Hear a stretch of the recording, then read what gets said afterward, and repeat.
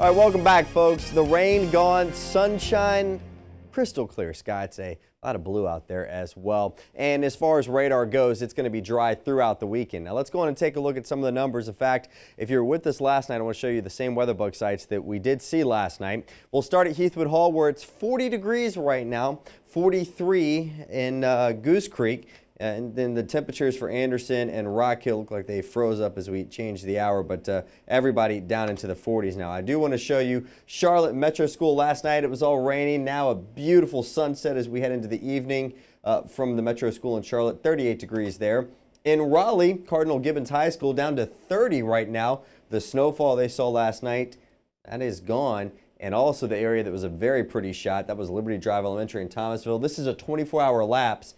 And notice as the sun came up, the snow started to melt up there.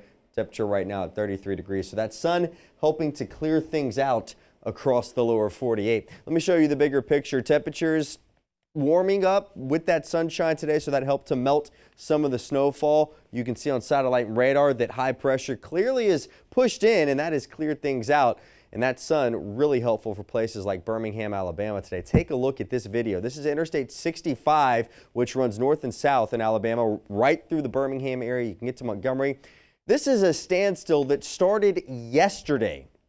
It was still there this morning at 9 o'clock. Motorists, actually, some of them having to stay in the cars overnight, and some community centers actually opening their doors as shelters to keep people warm during the overnight hours. But I know for a fact that things are rolling smoothly on 65 as my parents happen to travel it today going through Birmingham on their way to Atlanta. Let's take a look again just to assure you the weekend, high pressure. You don't need to worry about snowfall ruining any outdoor plans. In fact, somebody said the perfect southern snowfall is one that happens Monday through Friday, not on your weekends, because you don't want to ruin your weekend plans.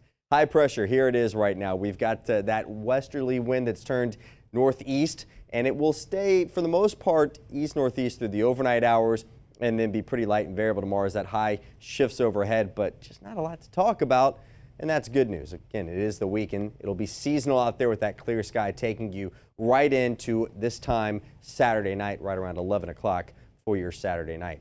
32, that will be the temperature by midnight with a clear sky. 29 at 3 a.m. and 25 at 6 o'clock tomorrow morning. Not exactly a morning you want to get up unless you're a brave soul like our Jared Munch, Director Jared Munch, who's a golfer, avid golfer at that. But I don't know, 25 a little too cold for me to want to get out there. East-northeast winds at about 2 to 7 miles per hour. Then as we go through the day tomorrow, sunshine heating us up into the 50s. Winds will be light. We'll go from 35 at 9, 48 at noon, 55 at 3 o'clock, and 53 at 5 o'clock. Now on the 7-day, from that 55 tomorrow up to 58 on Sunday. It's a right trend if you're a warm weather fan.